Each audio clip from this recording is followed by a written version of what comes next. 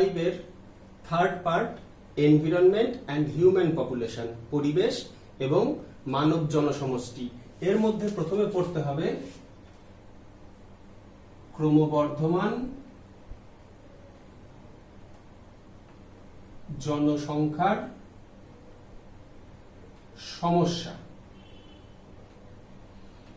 একটুখানি ইন্ট্রোডাক্টরি কথা প্রথমে বলি। জনসংখ্যার হিসেব করলে ভারতে বর্তমানে টোটাল জনসংখ্যা ইন্ডিয়াতে 128 কোটির বেশি, 130 কোটির বেশিও লেখা যেতে পারে। বর্তমান জনসংখ্যা 128 কোটি বা 130 কোটির বেশি। ভারত এই জনসংখ্যার দিক থেকে ওয়ার্ল্ডে সেকেন্ড পজিশন লাভ করেছে, ফার্স্ট হচ্ছে চীন। Total population, total human population সারা পৃথিবীতে তার 1/6, মানে 6 ভাগের 1 ভাগ আমাদের ইন্ডিয়াতেই। প্রত্যেক মিনিটে 51টি করে নতুন শিশু জন্মগ্রহণ করে, 51টি শিশু পার মিনিটে। আমাদের আগে চায়না রয়েছে, যার পপুলেশন 137 কোটি প্লাস। এবার আমরা সেকেন্ড পজিশনে আছি। যা সিচুয়েশন, আমরা আমাদের সামনে শুধু চীন আছে, চীনকে টপকে যেতে পারলে বিশ্বের আমরা প্রথম হয়ে যাব। ভাবার কথা, এটা আমাদের গর্বের বিষয় না লজ্জার বিষয়? কারণ পরিবেশে জনসংখ্যার এত বৃদ্ধির ফলে কিছু সমস্যার তৈরি হচ্ছে, ক্রমবর্ধমান জনসংখ্যার সমস্যা। এবারে সমস্যাগুলো কি কি? 1 নম্বর,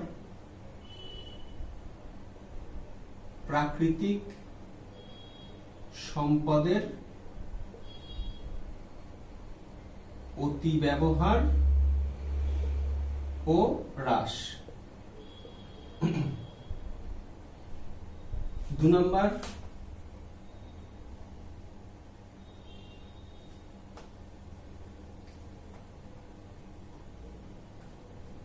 অরণ্য ধ্বংস এবং বাস্তুতন্ত্রের ক্ষয়। 3 নম্বর, কৃষি জমির অভাব।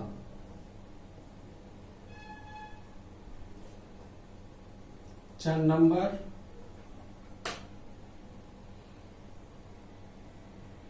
মিষ্টি জলের অভাব। 5 নম্বর, বায়ু ও জল দূষণ। 6 নম্বর, বায়ুমণ্ডলের পরিবর্তন এবং বিশ্ব উষ্ণায়ন। 7 নম্বর, এই পয়েন্টগুলো পড়ার পর জলাভূমি ধ্বংস। 8 নম্বর, খাদ্যাভাব বা খাদ্য সংকট।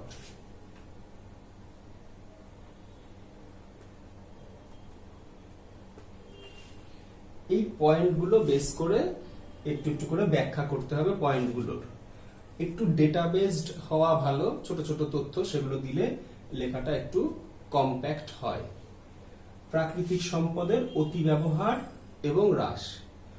জনসংখ্যা বৃদ্ধি পাচ্ছে, জনসংখ্যা বৃদ্ধি পাওয়ার জন্য যত জনসংখ্যা বৃদ্ধি পায় প্রাকৃতিক সম্পদের প্রয়োজন তত হয়। প্রাকৃতিক সম্পদের মধ্যে প্রধান যেগুলো আমরা বলবো সেগুলো হচ্ছে অনবীকরণযোগ্য প্রাকৃতিক সম্পদ। কোনগুলো? অনবীকরণযোগ্য, যেগুলো একবার ব্যবহারে ফুরিয়ে যায়, ফের করে আবার এগুলো তৈরি হয় না, এগুলো হচ্ছে অনবীকরণযোগ্য প্রাকৃতিক সম্পদ। অনবীকরণযোগ্য প্রাকৃতিক সম্পদের মধ্যে কোনগুলো? পেট্রোলিয়াম, কয়লা, এগুলোকে বোঝানো হয়। একবার ব্যবহার করলে পরে ফুরিয়ে যায়। একটা তথ্য আছে 2014 সালের তথ্য, এটা 2014 সালের তথ্য অনুযায়ী পৃথিবীতে এই যে পেট্রোলিয়াম, এটা সঞ্চিত আছে 188.8 মিলিয়ন মেট্রিক টন। যে হারে জনসংখ্যা বাড়ছে, ব্যবহারও যদি সেই হারেই হয়, তাহলে এটা দিয়ে আর মাত্র 46.2 বছর চলবে, তারপর ফুরিয়ে যাবে। 46.2 বছর চলবে, তারপর ফুরিয়ে যাবে। তার ফলে সবাই মানে মানুষ সমস্যার মধ্যে পড়বে। তাহলে প্রাকৃতিক সম্পদের অতি ব্যবহার, তার ফলে হ্রাস পাচ্ছে প্রাকৃতিক সম্পদ। একটা ডেটা দিয়ে সেটা বোঝানো হলো। অরণ্য ধ্বংস, বাস্তুতন্ত্রের ক্ষয়। অরণ্য ধ্বংস করা হয় কেন? কারণ জনসংখ্যা বৃদ্ধি পাচ্ছে, বাসস্থানের প্রয়োজন, নতুন নতুন শহর গড়ে উঠছে, বাড়ি, রাস্তাঘাট এগুলো নির্মাণের প্রয়োজন হচ্ছে। এগুলো নির্মাণের জন্য অরণ্য ধ্বংস করা হচ্ছে। অরণ্য ধ্বংস করলে পরে যেটা মেন সমস্যা, সেটা হচ্ছে প্রাকৃতিক ভারসাম্য, এটা হ্রাস পাচ্ছে। অরণ্য ধ্বংস করলে পরিবেশের ভারসাম্য নষ্ট হয়ে যায়। এর সঙ্গে আর কি হয়? জলবায়ু এর পরিবর্তন হয় এবং ক্ষয় হয় বাস্তুতন্ত্রের, ক্ষয় হয় বাস্তুতন্ত্রের। তাহলে অরণ্য ধ্বংস এবং বাস্তুতন্ত্র ক্ষয়, তার মধ্যে এটুকু কথা বললে চলবে। শুধু একটা ডেটা দেওয়া যাক। প্রত্যেক বছর 3 থেকে 6 বিলিয়ন গাছ কাটা হয়। 1 বিলিয়ন মানে 100 কোটি, তাহলে 3 থেকে 6 বিলিয়ন গাছ প্রত্যেক বছর কাটা হয়। এবার কৃষি জমির অভাব। কৃষি জমির অভাব এটা কেমন? জনসংখ্যা বৃদ্ধি পাচ্ছে, একদিকে প্রয়োজন বাসস্থান নির্মাণ, এই বাসস্থান নির্মাণ, কলকারখানা নির্মাণ, এগুলোর জন্য কৃষি জমিকে নষ্ট করা হচ্ছে। একটা ডেটা দিয়ে বোঝানো যায়, 2001 সাল থেকে 2010 সাল পর্যন্ত 1% কৃষি জমি নষ্ট করা হয়েছে। মিষ্টি জলের অভাব। পৃথিবীতে 97% জল হচ্ছে সমুদ্রের জল, 3% জল এটা মিষ্টি জল। এর মধ্যে আবার 1/3 হিমবাহ রূপে আছে, যেটা আমরা গ্রহণ করতে পারি না। বাকি বেশ খানিকটা অংশ, সেগুলো মাটির বহু নিচে আছে, উত্তোলন করা সম্ভব নয়, ব্যবহার করা সম্ভব নয়। বাকি 1% ব্যবহার যোগ্য মিষ্টি জল রয়েছে। নদী, খাল, বিল, পুকুর এবং যেগুলো মাটির নিচে ভৌম জল, যেটা আমরা গ্রহণ করতে পারি, এটা 1%। জনসংখ্যা বৃদ্ধির জন্য এই জলের ব্যবহার বাড়ছে এবং অপচয়ও বাড়ছে। তার ফলে যে সমস্যাটা হচ্ছে পানীয় জলের অভাব, এটা দেখা দিচ্ছে। তাহলে জনসংখ্যা বৃদ্ধির ফলে মিষ্টি জলের অভাব, তার যে একদম আলটিমেট ফল সেটা হচ্ছে পানীয় জলের অভাব এবং জলকষ্ট। বায়ু ও জল দূষণ। কলকারখানা, যানবাহন, এগুলোর থেকে যে নির্গত ধোঁয়া বা দূষিত পদার্থ, সেগুলো বায়ু দূষণ করে। কলকারখানা থেকে নিঃসৃত যে বর্জ্য পদার্থ, সেই বর্জ্য পদার্থগুলো জলে মিশে জল দূষণ করে। এর ফলে আবার জলবাহিত রোগগুলো দেখা যায়। বায়ু দূষণ এইটা কেন হচ্ছে? বিভিন্ন রকম দূষক পদার্থের জন্য। আর জল দূষণ এটা হচ্ছে কলকারখানার বর্জ্য। তার ফলে আলটিমেটলি জলবাহিত রোগগুলো সৃষ্টি হচ্ছে। বায়ুমণ্ডলের পরিবর্তন, বিশ্ব উষ্ণায়ন। বায়ুমণ্ডলের পরিবর্তন এটা কেন হচ্ছে? তার কারণ হচ্ছে এই দূষণ এবং অরণ্য ধ্বংস। এই দুটো হচ্ছে মেন কারণ, দূষণ এবং অরণ্য ধ্বংস। তার ফলে বায়ুমণ্ডলের পরিবর্তন ঘটছে। এর ফলটা কি? এর ফলটা হচ্ছে বিভিন্ন রকম প্রাকৃতিক দুর্যোগ দেখা দিচ্ছে। বিশ্ব উষ্ণায়ন, যে গ্যাসগুলো নির্গত করা হয় কলকারখানা থেকে বা অন্য কোনো যানবাহন থেকে বা অন্য কোনো ব্যবস্থার মাধ্যমে, CO2, CFC, এটা যেমন রেফ্রিজারেটরে ব্যবহার হয় CFC, এইগুলো এসি মেশিনে। তো এই যে পদার্থগুলো, এগুলো হচ্ছে green house gas. Green house gas এরা কি করে? বিশ্ব উষ্ণায়ন ঘটায়। এই বিশ্ব উষ্ণায়ন ঘটানোর ফলে কি হচ্ছে? পৃথিবীর আবহাওয়া মণ্ডলের তাপমাত্রা বেড়ে যাচ্ছে, দ্যাট ইজ গ্লোবাল ওয়ার্মিং, সেটাই বিশ্ব উষ্ণায়ন। জলাভূমি ধ্বংস। জলাভূমি হচ্ছে ওয়েটল্যান্ড। জলাভূমি, হ্যাঁ, বলা হয় ওই ওয়েটল্যান্ডস আর নেচারস কিডনি। জলাভূমিতে যে দূষক পদার্থগুলো থাকে বা এসে মেশে, সেগুলো জলাভূমি আস্তে আস্তে সেগুলোকে পরিশুদ্ধ করে তোলে। এবার এই জলাভূমি যদি ধ্বংস করা হয় বাসস্থান বা চাষবাস ইত্যাদির জন্য, জলাভূমিকে ধ্বংস করে, ফলটা কি হবে? পরিবেশ দূষণ বাড়বে। এবার খাদ্যাভাব বা খাদ্য সংকট। যে হারে জনসংখ্যা বেড়েছে সে হারে কিন্তু খাদ্যের যোগান নেই। এই জন্য বিভিন্ন রকম সমস্যার সম্মুখীন হতে হচ্ছে। তার মধ্যে প্রধান একটা খাদ্যের অভাব বা খাদ্য সংকট। 2000 সাল থেকে 2008 সালের মধ্যে এই পৃথিবীতে 200 মিলিয়ন মানুষ অপুষ্টিতে ভুগেছে। 2000 থেকে 2008 এই সালের মধ্যে 20 মিলিয়ন, 1 মিলিয়ন মানে 10 লক্ষ মানুষ অপুষ্টির শিকার। প্রত্যেক 3.6 সেকেন্ডে একজন করে মানুষের মৃত্যু হয়। 3.6 সেকেন্ডে একজনের মৃত্যু। এটা কিসে মৃত্যু? এটা হচ্ছে বুভুক্ষাজনিত কারণ, তার মানে খাদ্যের অভাবে মৃত্যু হয়। 3.6 সেকেন্ডে একজন করে। এর মধ্যে আবার 75%ই হলো শিশু, খাদ্যের অভাবে মৃত্যু ঘটে।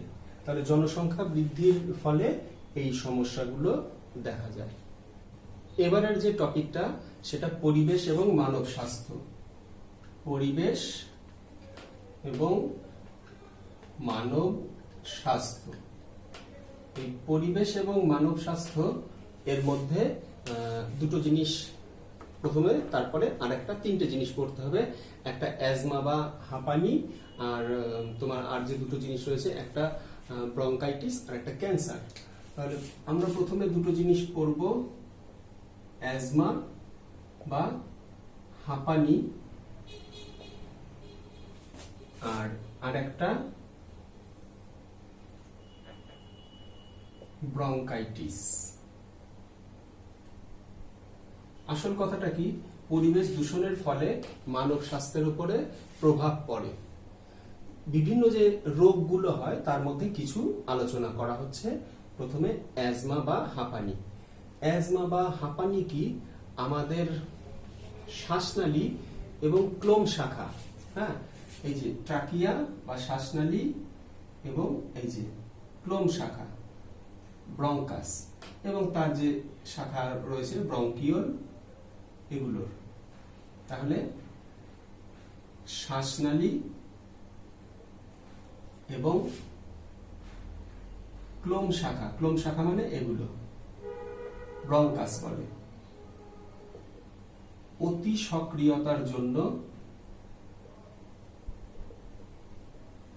যে শ্বাসকষ্ট জনিত টান এবং ত্বকে লাল স্ফীতি দেখা যায় তাকে অ্যাজমা বা হাঁপানি বলে। হাঁপানি মানে শুধু শ্বাসকষ্ট এইটা নয়, অ্যাজমা বা হাঁপানি এটা শ্বাসকষ্ট প্লাস অ্যালার্জি, এই দুটো ইজ ইকুয়াল টু অ্যাজমা। তাহলে এইটা হচ্ছে কাকে বলে। এবার এই অ্যাজমা বা হাঁপানির কারণ, এই যে ক্লোম শাখার অতি সক্রিয়তা, হ্যাঁ, শ্বাসনালী এবং ক্লোম শাখার অতি সক্রিয়তা, এরা হাইপার অ্যাক্টিভ হয়ে যায়। ক্লোম শাখার যে অনৈচ্ছিক পেশি আছে, অনৈচ্ছিক পেশির খিঁচুনি, এগুলোর ফলে মিউকাসের শোথ ক্লোম শাখায় মিউকাসের উপস্থিতি, অত্যধিক ধূমপান, এছাড়া আরো কারণ আছে, পরাগরেণু, ছত্রাক, ধুলো, এগুলো যদি প্রবেশ করে এবং ভাইরাস ও জীবাণু সংক্রমণ, এতগুলো কারণের ফলে অ্যাজমা বা হাঁপানি হতে পারে। এর মধ্যে এই ওয়ার্ডটা বুঝতে অসুবিধা হতে পারে, মিউকাসের শোথ, শোথ মানে ইডিমা, ইডিমা মানে জল জমা। আবার আমাদের যে ক্লোম শাখা আছে, এখানে মিউকাস বা শ্লেষ্মা যদি চলে আসে তাহলে পথটা অবরুদ্ধ হয়ে যায়, আটকে আটকে যায়, তার ফলে শ্বাসকষ্ট হয় এবং অ্যালার্জি হয়। তাহলে এই এতগুলো কারণ। লক্ষণ, অ্যাজমার প্রধান লক্ষণ হচ্ছে শ্বাসক্রিয়ায় ব্যাঘাত, শ্বাসক্রিয়া স্বাভাবিক হয় না, শ্বাসক্রিয়ার হার বাড়ে, ঠিকঠাক বায়ু না গেলে এরকম দ্রুত নিতে হয়, শ্বাসক্রিয়ার হার বৃদ্ধি। যেহেতু মিউকাস থাকে সেই জন্য ক্লিয়ার ভাবে শ্বাস গ্রহণ শ্বাস ত্যাগ এই কাজ হয় না, অর্থাৎ শাঁ করে শব্দ হয়। আর একটা জিনিস রয়েছে, সেটা হচ্ছে ত্বকে লাল স্ফীতি, ত্বকে লাল স্ফীতি বা দাগ, এইটা দেখা যায়। এগুলো হচ্ছে এর লক্ষণ। আর এর যে চিকিৎসা কেমন, যেহেতু শ্বাসকষ্ট হয় সেজন্য শ্বাসনালী বা ব্রঙ্কাস রয়েছে সেগুলোকে প্রসারণ করা প্রয়োজন, যাতে এয়ার ঠিকঠাক যেতে পারে, শ্বাসকষ্ট লাঘব হয়। ব্যবহার করা হয় ব্রঙ্কোডায়ালেটর। ডায়ালেট করা মানে প্রসারিত করা, যে জিনিসটা ব্যবহার করলে পরে এই ব্রঙ্কাস ব্রঙ্কিওল এগুলো প্রসারিত হয়, অর্থাৎ ডায়ালেট হয়, প্রসারণ ঘটে, তাকে বলে ব্রঙ্কোডায়ালেটর, যেটাকে আমরা সংক্ষেপে বলতে পারি ইনহেলার। কোনটা, যেমন স্যালবুটামল, লিভোস্যালবুটামল, এইরকম হচ্ছে এর নাম। এছাড়া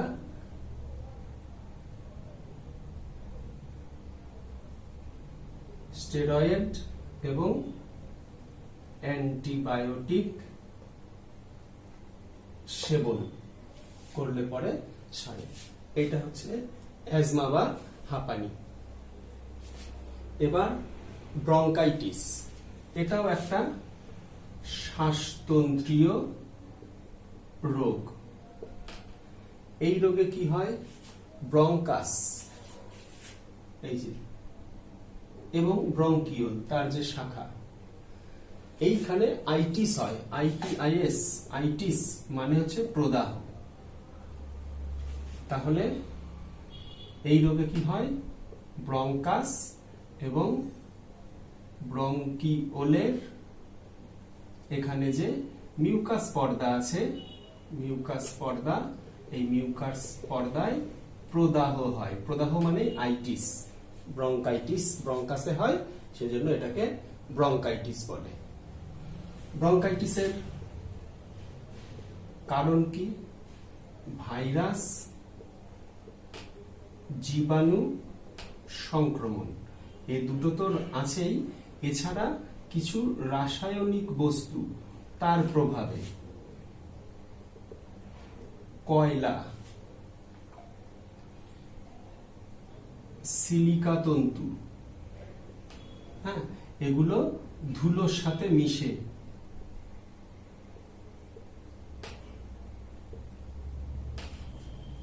এছাড়া সিগারেটের ধোঁয়া বা ধূমপানের ধোঁয়া, হ্যাঁ, সিগারেটের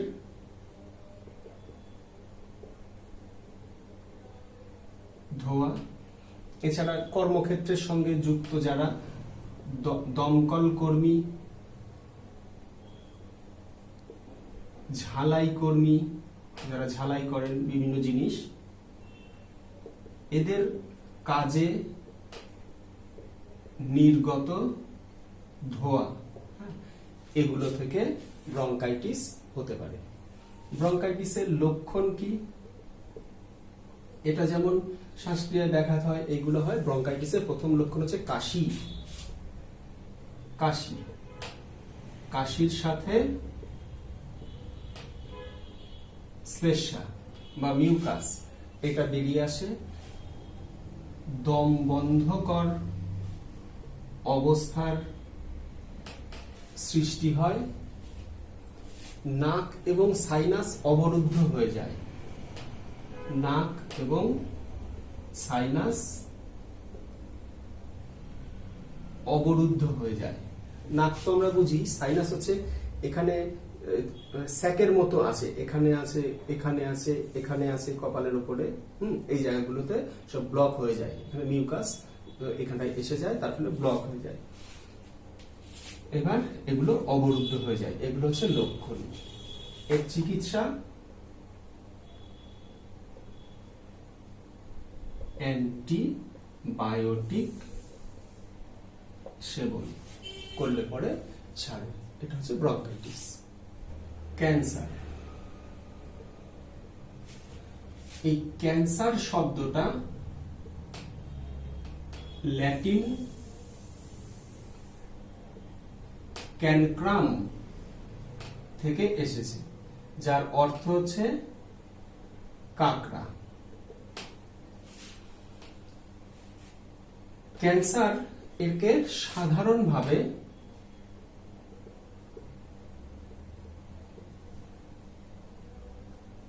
কার্সিনোমা বলা হয়।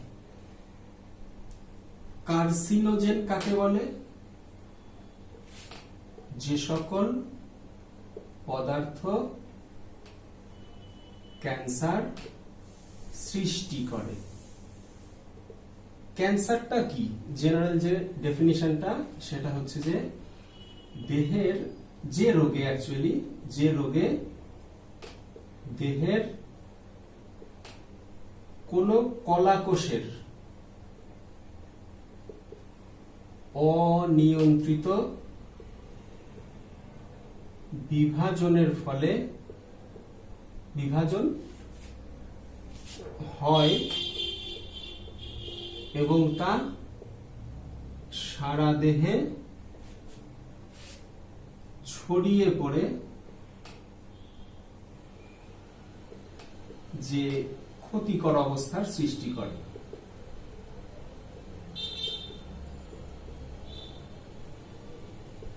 তাকে ক্যান্সার বলে।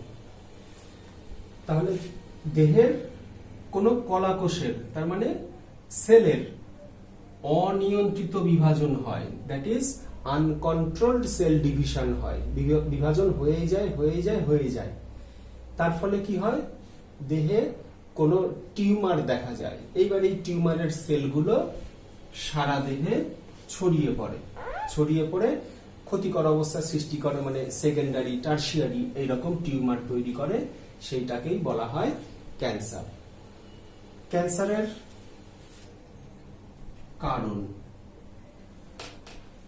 কারণ কি? কীটনাশক, আগাছানাশক, তেজস্ক্রিয় পদার্থ, এগুলো থেকে ক্যান্সার হয়। এছাড়া ধূমপান, তামাক সেবন, এগুলো থেকেও ক্যান্সার হয়। ধূমপান যারা করেন তাদের লাং ক্যান্সার হওয়ার সম্ভাবনা বেশি থাকে।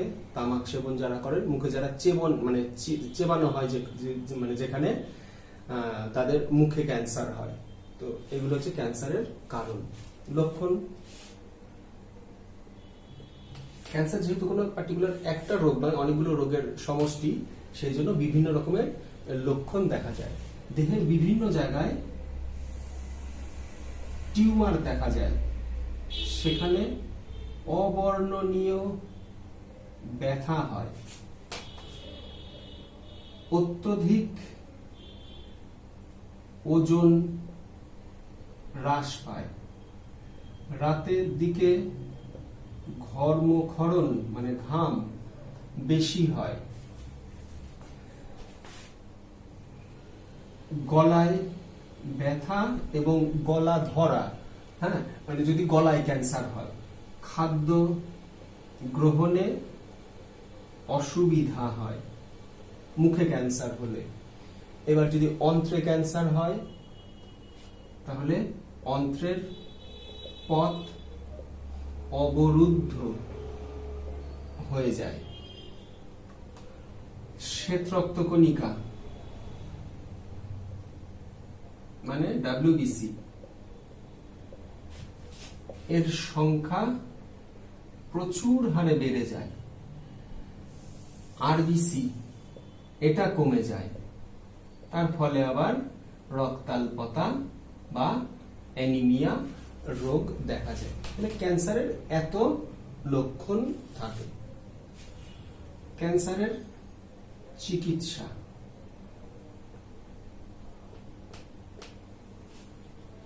ক্যান্সারের চিকিৎসা 4 ভাবে করা সম্ভব।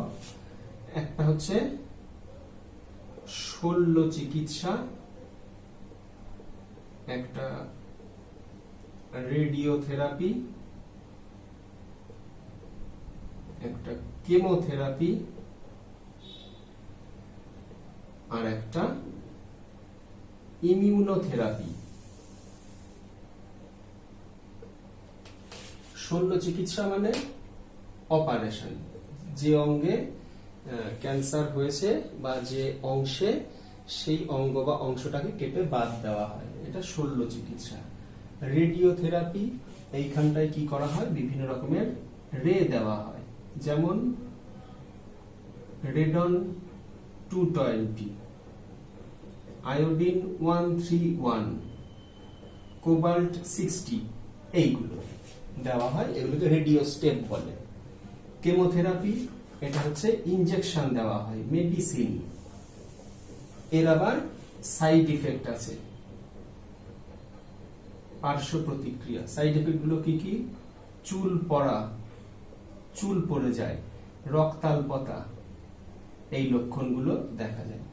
ইমিউনোথেরাপি, এটা হচ্ছে আমাদের যে ইমিউন সিস্টেম আছে, কোন জীবাণু আমাদের দেহে প্রবেশ করলে পরে তাকে প্রতিহত করার জন্য যে সিস্টেম, ইমিউন সিস্টেম, সেই ইমিউন সিস্টেমকে বা অনাক্রম্য তন্ত্র, সেটাকে সক্রিয় করা হয়, তার ক্ষমতা বৃদ্ধি করা হয়। অনাক্রম্য তন্ত্রের ক্ষমতা বৃদ্ধি করা হয়। এই চারটে চিকিৎসা পদ্ধতি, এইটুকু পাঠ্য। এবার একটু জিনিস জেনে রাখা যায়।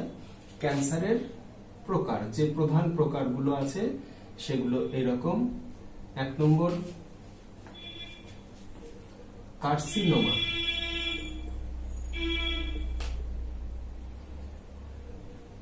লিম্ফোমা,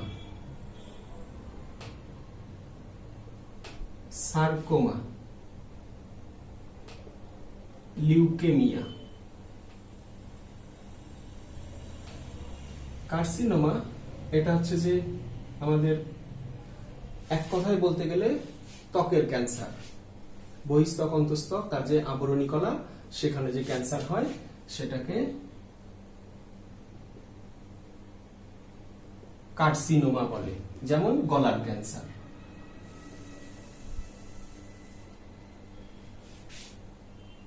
লিম্ফোমা আমাদের লসিকা গ্রন্থি এবং প্লীহা, এদের যে অত্যধিক হারে লিম্ফোসাইট উৎপাদন, অত্যধিক লিম্ফোসাইট উৎপাদন, যেমন হজকিনের রোগ। 5% রোগ এই লিম্ফোমা এই ক্যাটেগরির হয়। সার্কোমা এটা হচ্ছে মেসোডার্মাল ক্যান্সার। আমাদের যে ভ্রূণীয় স্তর থাকে, একটোডার্ম, ভেতরে এন্ডোডার্ম, মাঝে মেসোডার্ম, সেই মেসোডার্মাল অরিজিন হলে, মেসোডার্ম থেকে তৈরি হলে সেই ক্যান্সারকে সার্কোমা বলে। যেমন বোন ক্যান্সার, হাড়ের ক্যান্সার, যেটা বোন ক্যান্সার। 2% এই সার্কোমা এই ধরনের হয়। এটা 2%, এটা 5%। আর লিউকেমিয়া, লিউকেমিয়া হচ্ছে শ্বেত রক্ত কণিকার পরিমাণ বৃদ্ধি, অত্যধিক হারে WBC বৃদ্ধি, সেটা হচ্ছে লিউকেমিয়া। 4% এই টাইপের হয়। তাহলে এইগুলো হচ্ছে মেন ভাগ। এছাড়া স্নায়ুতন্ত্রে যদি ক্যান্সার হয় তাকে বলে নিউরোব্লাস্টোমা, নিউরোব্লাস্টোমা। ভ্রূণে ক্যান্সার হলে তাকে বলে টেরাটোমা। এরকম ভাগ রয়েছে। এবার শেষ একটা কথা বলবো, সেটা হচ্ছে মেটাস্টেসিস।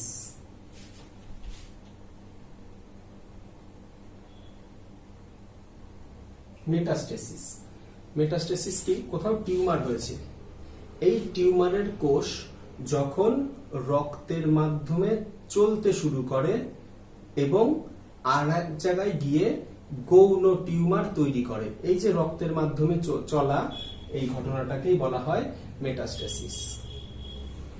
দুটো কথা একটুখানি বলে রাখি। একটা হচ্ছে অঙ্কোভাইরাস আর একটা অঙ্কোজিন। যে ভাইরাসের প্রভাবে ক্যান্সার হয় তাকে অঙ্কোভাইরাস বলে।